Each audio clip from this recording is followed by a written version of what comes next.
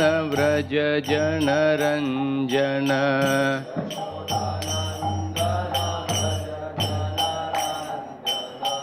यमुनतीरावनचारी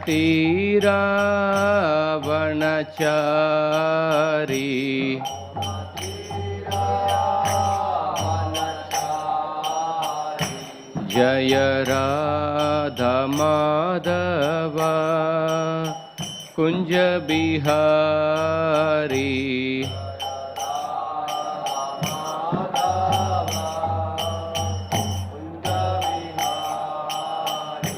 Jai Radha Madhav Kunj Bihari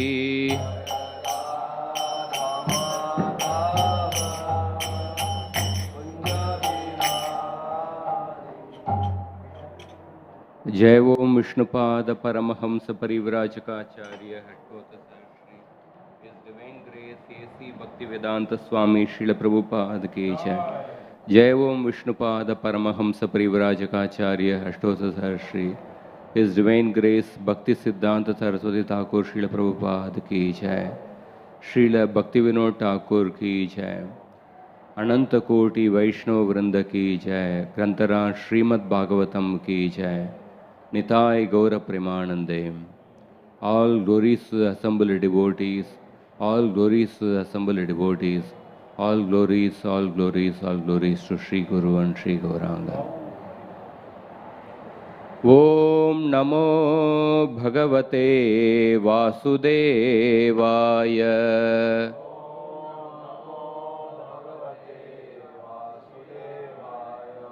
Om Namo Bhagavate Vasudevaya.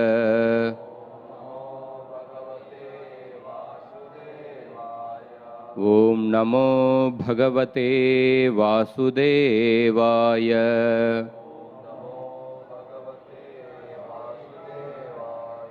Narayanam Namaskritya Naram Chaiva Narottamam Devim Saraswatim Vyasam Tato Jayamudirayet Nashtaprayeshva Badhreshu Nityam Bhagavata Sevaya Bhagavatir Uttamashloke Bhaktir Bhavati Naishtiki Krishnaya Vasudevaya Devaki Nandanaya Cha Nandagopakumaraya Govindaya Namo Namaha. Reading from Srimad Bhagavatam, Canto 2, Chapter 9, entitled Answers by citing the Lord's Version, text number 20. Shri Bhagavan Uvacha Tvayaham Toshitas Samyag Vedagarbhasi Srikshaya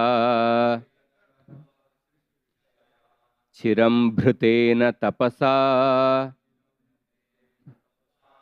Dustoshakuta Yoginam Tvayaham Toshitas Samyag Vedagarbhasi Srikshaya Chiram Bhrutena Tapasa Dustoshakuta Yogina. Shri Bhagavan Uvacha Tvayaham Toshitas Samyag Vedagarbhasi Srikshaya Chiram Bhrutena Tapasa Dustoshakuta Yogina.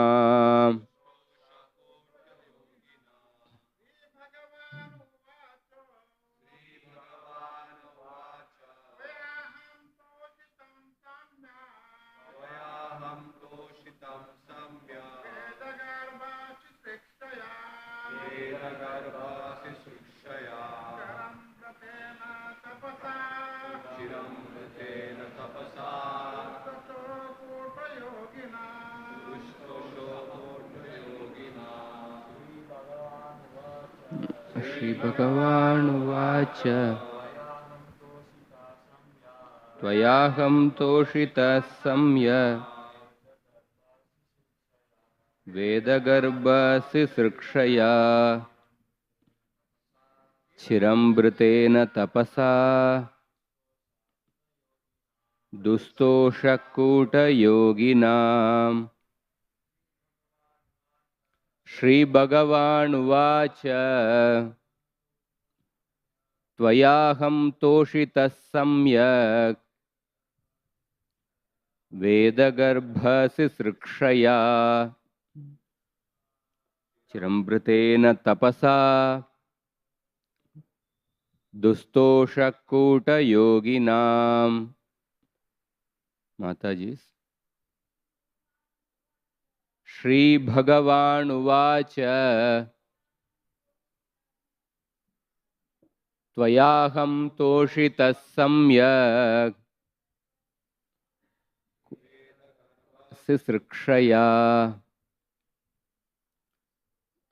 Chirambrtena tapasa Dustoshakuta yoginam. Word to word translation. Shri Bhagavan Uvacha, the all-powerful personality of Godhead said, Tvaya, by you, Aham, I, Toshitaha, pleased, Samyak, complete, Veda Garbha, impregnated with the Vedas, Sisrikshaya, for creating, Chiram, for a long time, Bhrutena, accumulated, Tapasa, by penance, Dustoshaha, very hard to please, Kuta Yoginam, for the pseudo-mystics. Translation and purport by His Divine Grace A.C. Bhaktivedanta Swami Srila Prabhupada. Translation. The beautiful personality of Godhead addressed Lord Brahma, O Brahma, impregnated with the Vedas, I am very much pleased with your long accumulated penance with the desire for creation. Hardly am I pleased with the pseudo-mystics. Purport. There are two kinds of penance, one for sense gratification and the other for self-realization. There are many pseudo-mystics who undergo severe penances for their own satisfaction, and there are others who undergo severe penances for the satisfaction of the senses of the Lord.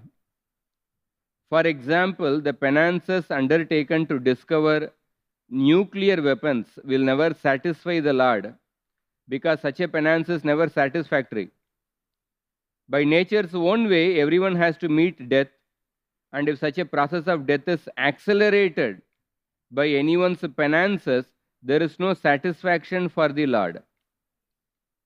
The Lord wants every one of his parts and parcels to attain eternal life and bliss by coming home to Godhead, and the whole material creation is meant for that objective. Brahma underwent severe penances for that purpose, namely to regulate the process of creation so that the Lord might be satisfied. Therefore, the Lord was very much pleased with him, and for this, Brahma was impregnated with the Vedic knowledge.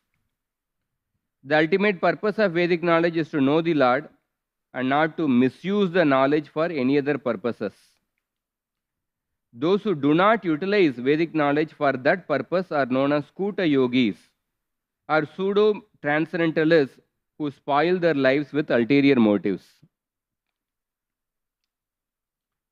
Om Jnana Timirandasya Jnananjana Shalakaya Chakshuronmilitam Yena Tasmai Shri Gurave Namaha.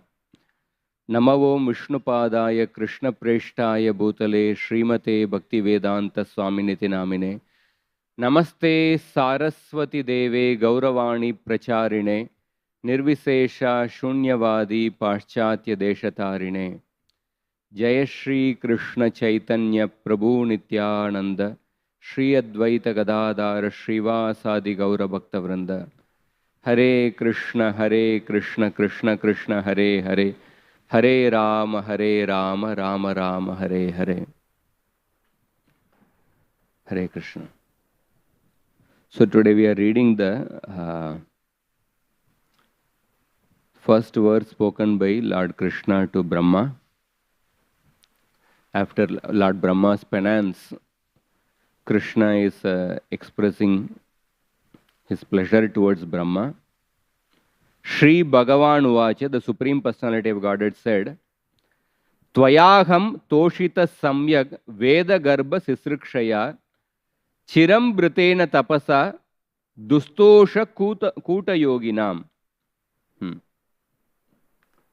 he is addressing Brahma by the word, Hey Veda Garbha. Veda Garbha means one who is impregnated with the Vedas.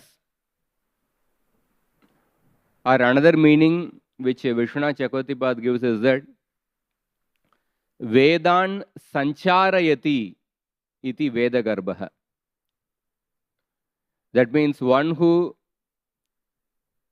has not only assimilated the Vedas, but one who also propagates the Vedic knowledge. Sancharayati, one who also teaches the Vedic knowledge to others through his parampara. So Vedant Sancharayati. So Veda Garbha also means that. So Lord is saying that Kutam, Kuta Yoginam, he uses the word Kuta Yoginam. Kutam means what? Chala Kamana.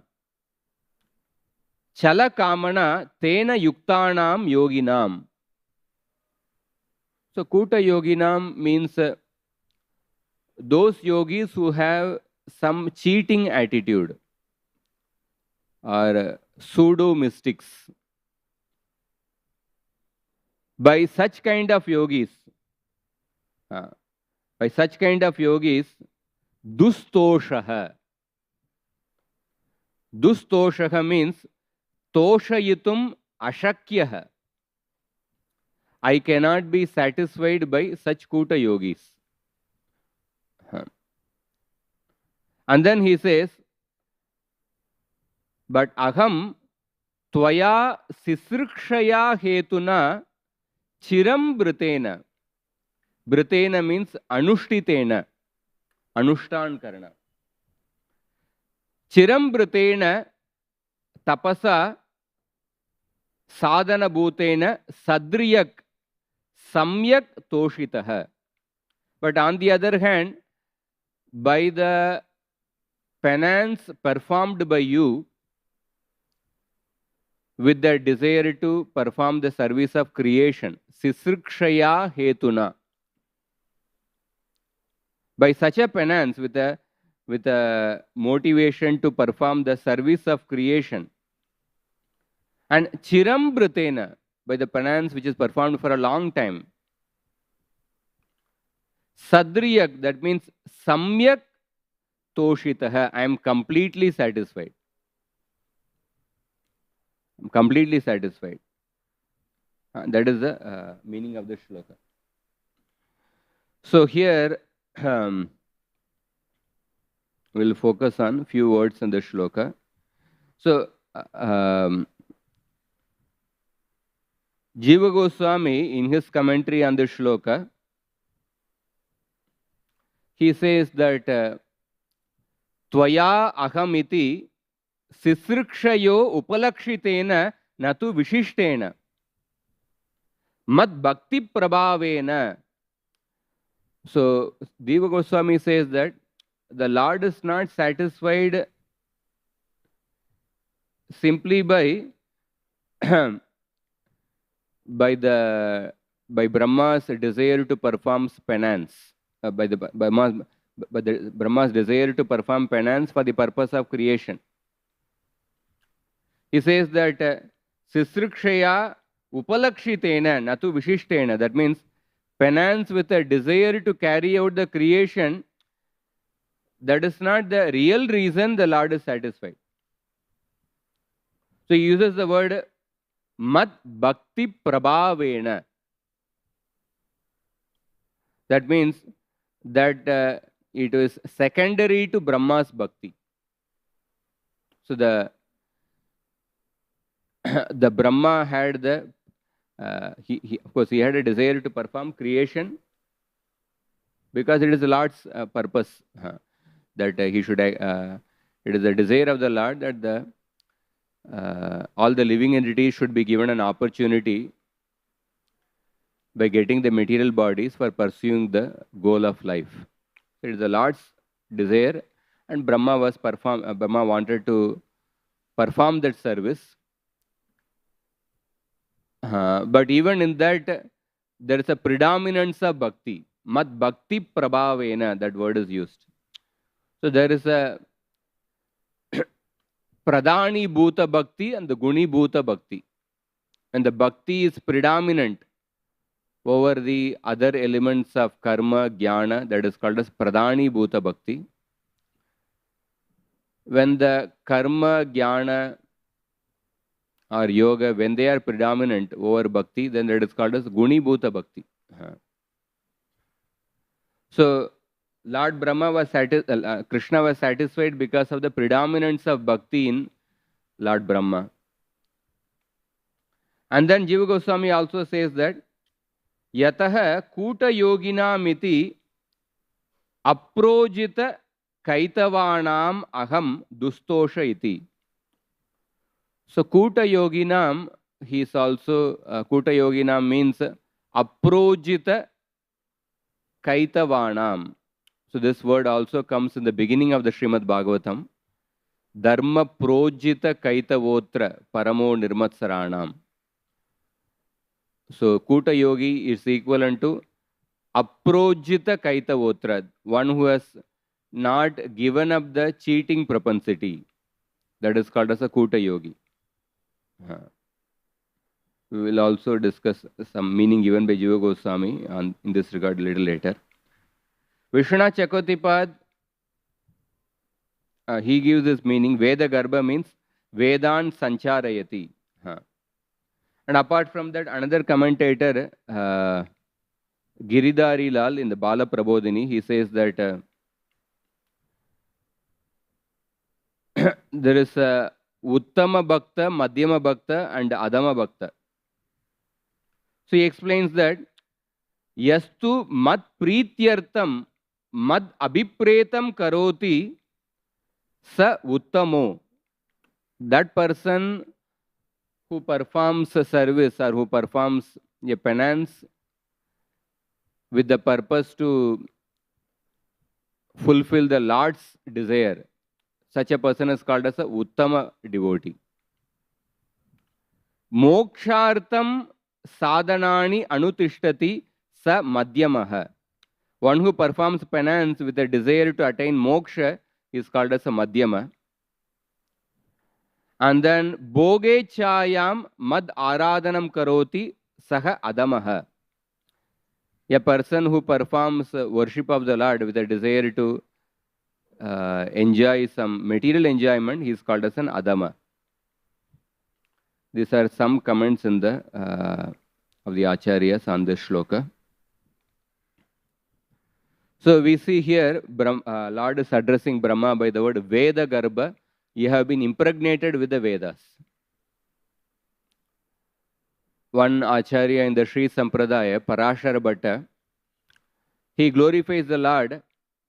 Hartur tamas sadasati cha vivektu meesha manam pradipamiva karuniko dadati tenavalokya kritina paribhujyate tam tatraiva kepi chapala shalabi bhavanti. So the Lord has given the lamp called as the Vedas. And this lamp of Vedic knowledge, it destroys the ignorance. And it gives the Viveka Buddhi to differentiate between Dharma and Adharma. Sad asati cha vivektu meesha. And then, those who are fortunate, those who are pious, those who are devotees, they use this lamp of Vedic knowledge to understand the Supreme Lord. Tenavalokya kritina paribhujyatetam. But there are other people, kepi chapalaha shalabi bhavanti. There are other people who use this lamp of Vedic knowledge to interpret the Vedas. Such people are like the moth, which also sees the same lamp, but then it goes inside that lamp, and then it gets burnt by that lamp, and then it gets destroyed. Similarly, those people who interpret the Vedic scriptures, they get consumed, they get destroyed. That is why Prabhupada speaks about pseudo-yogis, means those who do not utilize the Vedic knowledge for that purpose are known as the Kuta yogis. And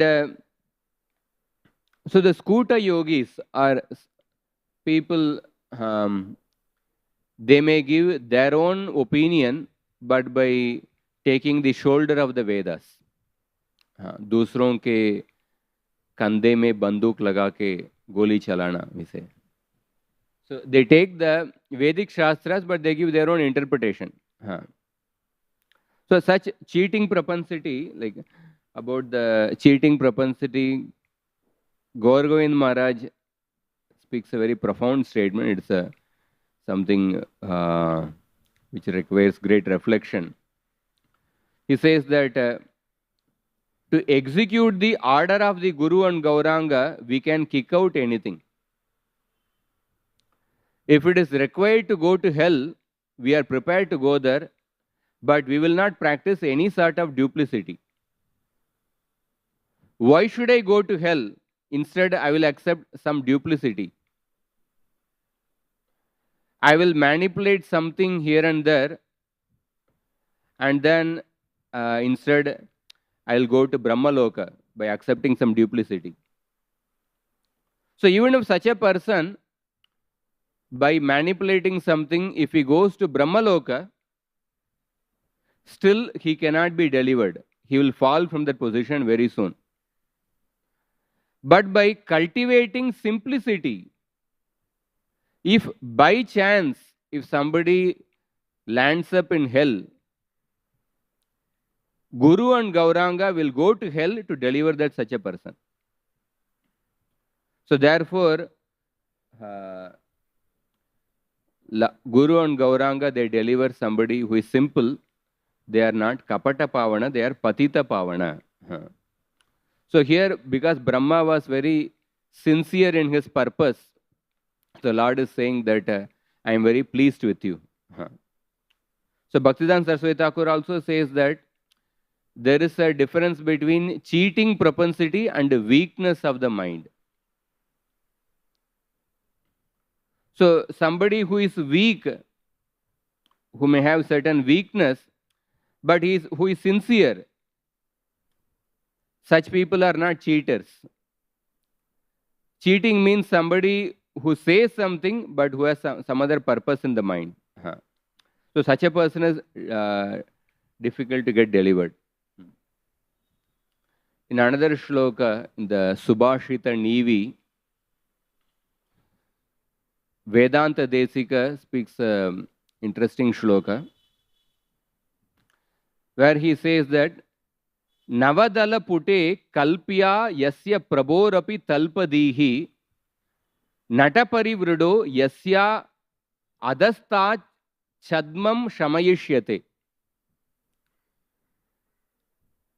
A devotee, a person particularly in the renounced order, is going to a pupil tree, and he is seeing the leaf of a pupil tree, a newly grown leaf of a pupil tree. So normally, suppose if a devotee sees the leaf of a pupil tree, Vedanta Desika says that one should get reminded of Lord Vishnu. Sattvam brito me jatarena nata katamnu yasyo darayeta dasi Vishwam Yugante Vatapatra Eka Shetesma Maya Shishurangripana. Devahuti says that how is it that you have taken birth from the womb of an ordinary woman like me? It is something astonishing to me. It is inconceivable to my mind that you have the entire universe in your belly, but you have taken birth from the womb of an ordinary lady like me. It is inconceivable to my mind. And then she consoles herself, convinces herself by saying that, but sometimes you appear as a small child, small baby, and then at the time of the pralaya, you lie down on the leaf of a pupil tree, Vatapatra, and then you suck your own toe. When I remember this particular pastime, which is inconceivable, so then I understand that, okay, you can also appear from a womb of an ordinary woman, womb of an ordinary lady like me.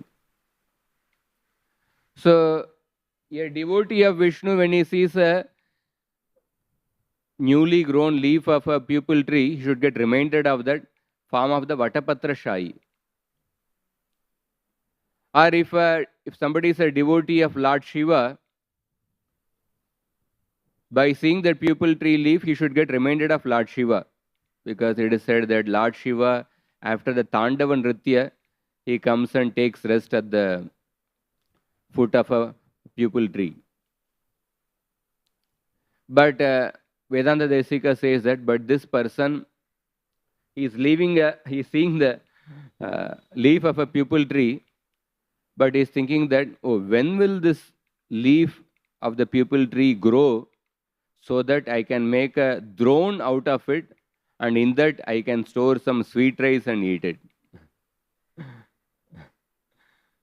So he says that such a person is a fool, or such a person, he is actually a cheater.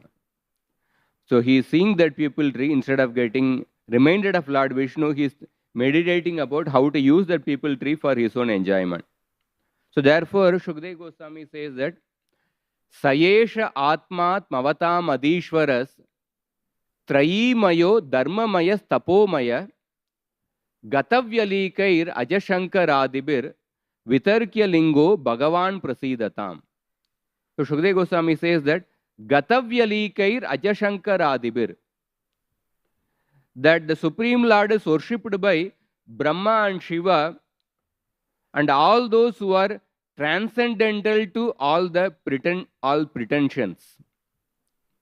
Gatavyalikair Ajashankaradibir. So being so revered with awe and veneration, may that Supreme Absolute Truth be pleased with me. And as Jiva Goswami mentioned that Kuta Yogi means Aprojita Kaitava Dharma. Aprojita Kaitava. So regarding this point, Dharma Projita Kaitava. So Jiva Goswami says that what is the meaning of the word Kaitavatvam? So Kaitavatvam means Tan Matra Apekshatvam Ched Ekataratvam Sviya Anyadiya Pala Apekshatvam Ched Sa Kaitavatvam. That means if a person has even one ulterior motive in devotional service to benefit himself or somebody other than Krishna and the Vaishnavas, then that is called as a Kaitavatvam, that is called a cheating. Another place in the Srimad Bhagavatam, when Narada Muni speaks about the 5 types of adharma, he says one type of adharma is Chala Dharma. Chala Dharma means it refers to a person who explains the scriptures in a different way, different from the actual purpose in which the scriptures are spoken. That is a Chala Dharma. So in this way, these are some points related to the word Kuta Dharma. So the Lord Brahma, not only he performs the service of creation, which is a In one purport in the Bhagavatam, Prabhupada says that we cannot imagine how difficult the service of Lord Brahma is. Because he has to create bodies to the innumerable living entities exactly suitable to their karma, and he has to give a place exactly suitable to their karma. Like devotees have a tough time allocating accommodation exactly suitable to the requirement for, say, for few days in a yatra. So we can imagine Brahma's difficulty exactly suitable to their karma. He has to give a body and the place. So that Brahma, so not only he performs that very difficult service, but he also performs the service of propagating the Vedic knowledge by being the Acharya of the Brahma Sampradaya. He propagates the Vedic knowledge to Narada Muni, and then through Narada Muni to Veda Vyasa and other personalities. He gives the parampara also. So when we talk about Brahma, Brahma comes so many places in the Srimad Bhagavatam, but some points I will just mention. So Brahma, we see Brahma's role as a sincere student and as well as also as a good teacher. As a student, we see in these verses, Brahma very sincerely performed tapasya with a desire to please the Lord. And Brahma also, as a sincere student, he also studied the Vedas 3 times with full concentration. Bhagavan Brahmakatsyena Triranvikshya Manishaya Tad Adyavasyat Kutasto Ratiratman Yato Bhavet. With full concentration, with full attention, he studied the Vedas not once but 3 times. After first time, he thought that the conclusion of the Vedas is to follow the Karma Kanda, but then he got certain doubts, therefore he again decided to study second time. And then he thought that the conclusion of the Vedas is to follow the Jnana Kanda Marga. And then again he got some doubt, and then again he studied for the 3rd time. Then he came to the conclusion, Ratiratman Yato Bhavet. The purpose of the Vedas is to develop attraction toward the Supreme Lord, to develop love for the Supreme Lord. And the same Brahma, we also see his role as a teacher or as a guru. What is the mood of Brahma in speaking Srimad Bhagavatam or giving spiritual instructions? When Narada Muni asked questions to Brahma, Brahma says that Samyak Karunikasyedam Vatsate Vichikitsitam Yadaham Chodita Saumya Bhagavat Virya Darshane. He is saying that, O Narada, the questions which you asked, by those questions you have been merciful towards me. Because by these questions, I have been inspired to think about the prowess of the Supreme Lord. Bhagavat Virya Darshane. So he is actually speaking in such a state of humility. He is saying that, Narada, the disciple, you have been merciful towards me. And Brahma, as a responsible person, and Brahma also, we can see, also as an expert mediator. That role also comes in so many places in the Bhagavatam. But especially the role of a mediator is so, it's a very difficult role. He has to deal with the emotions of the people. So materialists are expert in dealing with the gross matter. They come up with chat GPT, artificial intelligence, different advanced gadgets. But the spiritualists are expert in dealing with the emotions of the people. So Brahma's role as an expert mediator, it comes in many places in the Bhagavatam. For example, in the 4th canto, In the Daksha Yagya, when Sati ended her life, when she was unable to tolerate the offense committed to Lord Shiva, at that time Lord Shiva's followers went and destroyed the sacrifice of Daksha. And they killed Daksha, they punished Pusha, Bhaga, Bhrugumuni. And then after that, all the Devatas approach Brahma, and Brahma tells the Devatas, having offended a personality like Lord Shiva, what do you expect in the life? It would have been better that you had been killed actually. But you are still surviving, that itself is a great.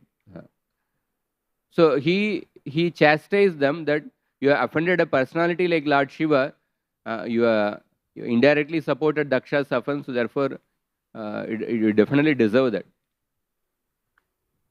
But the same Lord Brahma, he goes along with the Devatas and he goes to meet Lord Shiva. And he glorifies Lord Shiva, and then he pleads on behalf of the Devatas to forgive the mistakes of Daksha and the people who are indirectly supporting Daksha. And Lord Brahma says to Lord Shiva that you have only created the system of sacrifice. And Daksha was the inaugurator of the system of sacrifice. And now since Daksha is killed, how can the sacrifice be revived, which is meant for the welfare of the universe? Just like Nityananda Prabhu pacified Chaitanya Mahaprabhu, who was about to kill Madai, Nityananda Prabhu told that in this incarnation, you have appeared not to kill the demons, but to kill the demoniac propensity. So please actually forgive Jagai Madai. In that way, Nityananda Prabhu pleaded.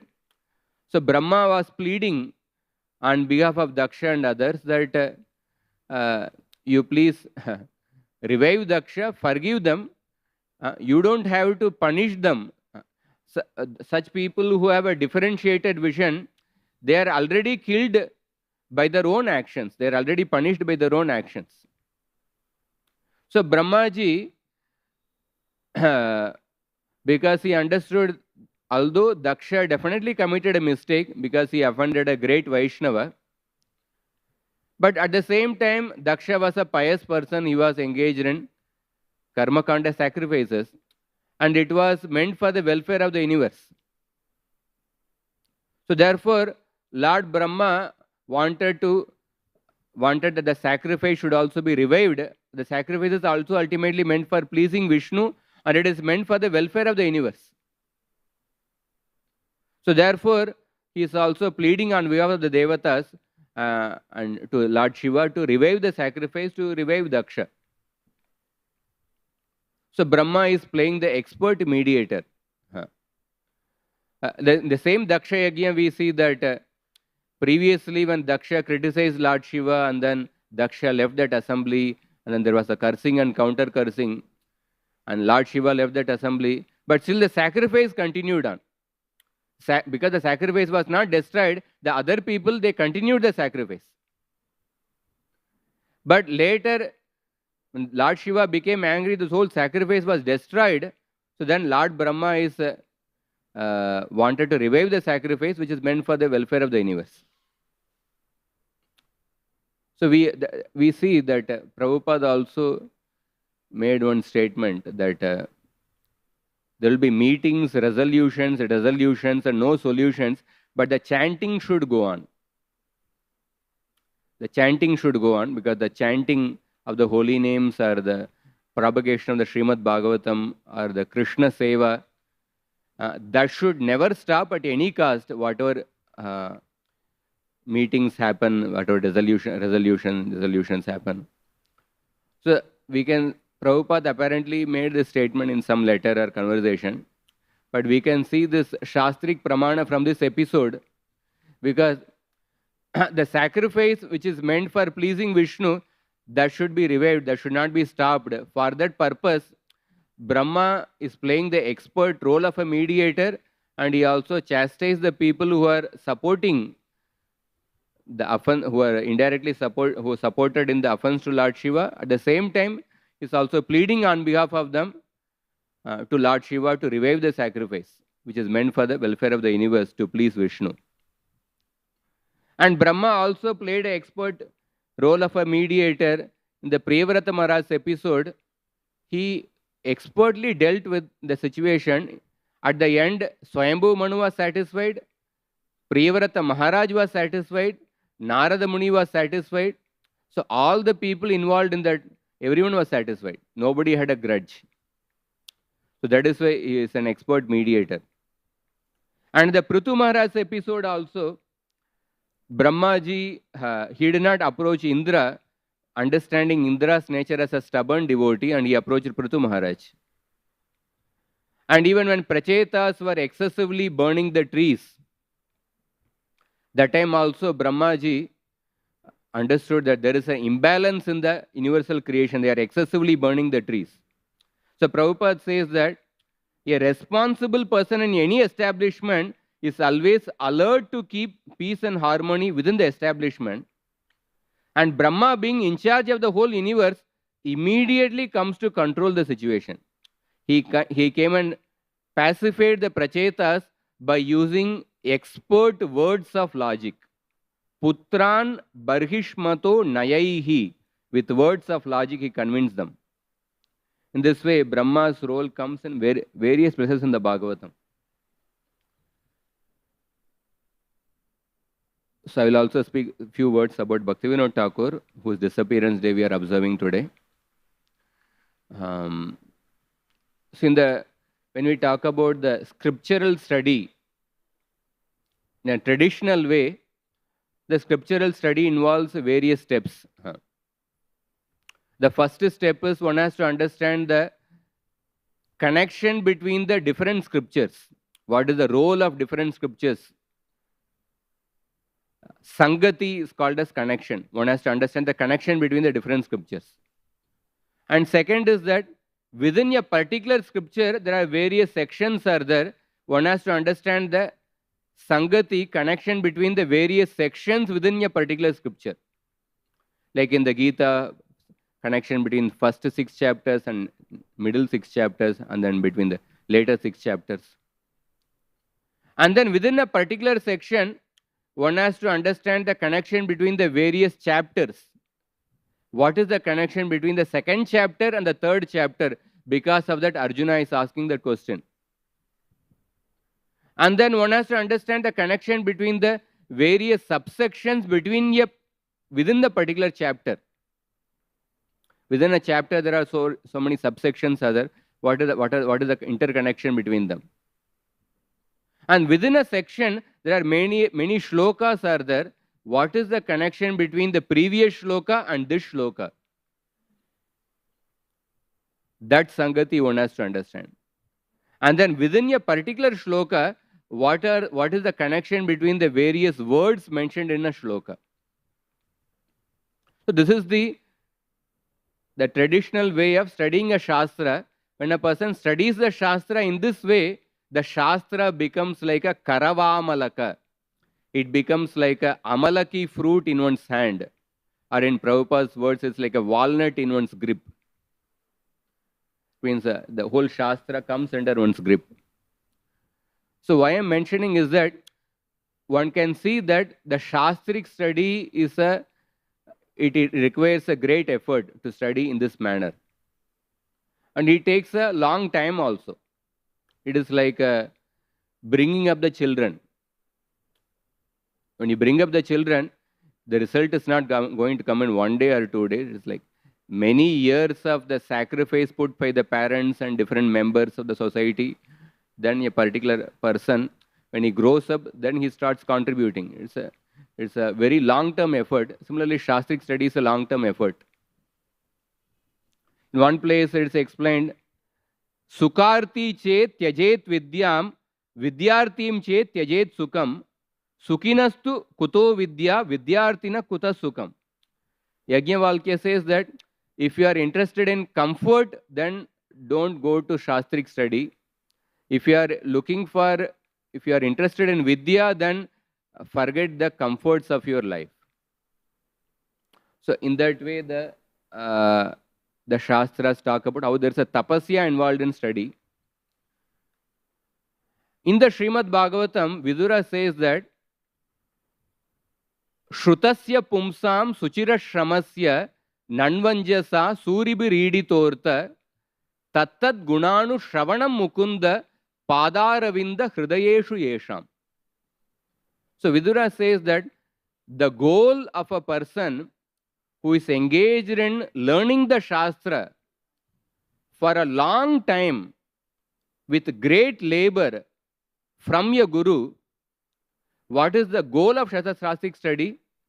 Is to hear about the devotees of the Lord in whose heart the Supreme Lord resides. So, such a profound statement by Vidura that when we understand the gravity of the intense effort involved in the Shastric study, and then when you read this shloka, you can understand how to hearing about the lives of the devotees, lives of the acharyas. That is the goal of the elaborate, laborious effort involved in the Shastric study.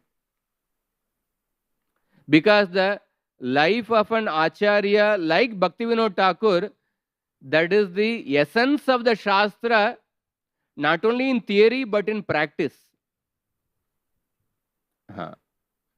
Because they have demonstrated the essence of the Shastra in practice, how to apply in their life. So such an acharya like Bhaktivinoda Thakur, one of the great contribution of Bhaktivinoda Thakur, way back in 1896, he wrote or maybe in that year or somewhere that time, he wrote the book about Chaitanya Mahaprabhu and his teachings, and he sent it to the Western world. And many years back, one of the Prabhupada's disciples happened to see that book in some library, and then he brought it to Prabhupada, and Prabhupada was so happy to look at that book. So Bhaktivinoda Thakur was such a great visionary acharya that he had a deep faith in few centuries back that the Chaitanya Mahaprabhu's teachings and the Srimad Bhagavatam is meant for the whole world. It is not simply meant for the Bengalis or for the some Brahmana community or for the Indians. It is meant for the whole world. That was the deep faith he had. The Srimad Bhagavatam, right in the first verse, says that Satyam Param Dhimahi. Dhimahi is used in the Uttama Purusha Bahuvachana. That means, let us meditate on the Param Satya. So Vyasadeva is saying that means this Bhagavatam, the message in the Bhagavatam, it is meant for all the living entities. He is not using the Ekavachana, let us meditate on the Supreme Absolute Truth. So Bhaktivinoda Thakur had that deep faith. The Bhagavatam, the Mahaprabhu's teachings is meant for the whole world. So therefore he wrote the book in 1896 itself, and then same year he predicted that a Senapati Bhakta would appear and who would propagate the teachings of Lord Chaitanya, and the whole world. In another class, His Holiness Radhanath Swami Maharaj mentioned,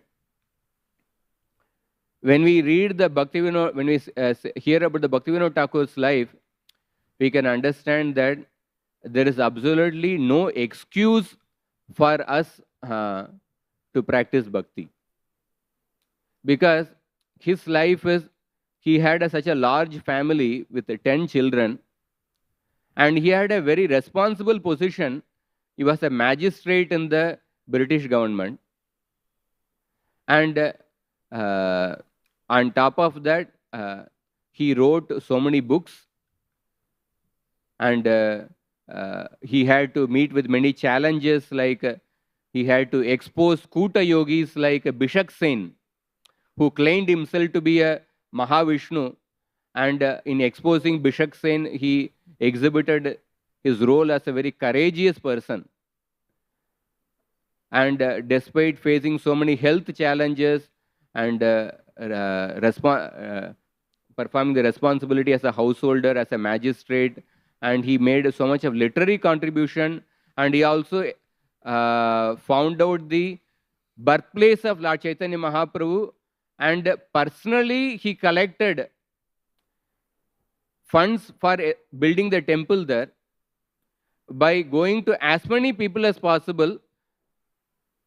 Maharaj mentioned that just like in the mood of Advaita Acharya, who Advaita Acharya was instrumental in bringing Lord Chaitanya Mahaprabhu to appear in this world. Similarly, Bhaktivinoda Thakur was instrumental in establishing Mahaprabhu's temple in his birthplace, and he wanted to benefit as many people as possible. He could have collected, when he could have gone to few rich people and then easily build the temple, but he wanted maximum people to get the benefit of Mahaprabhu's mercy.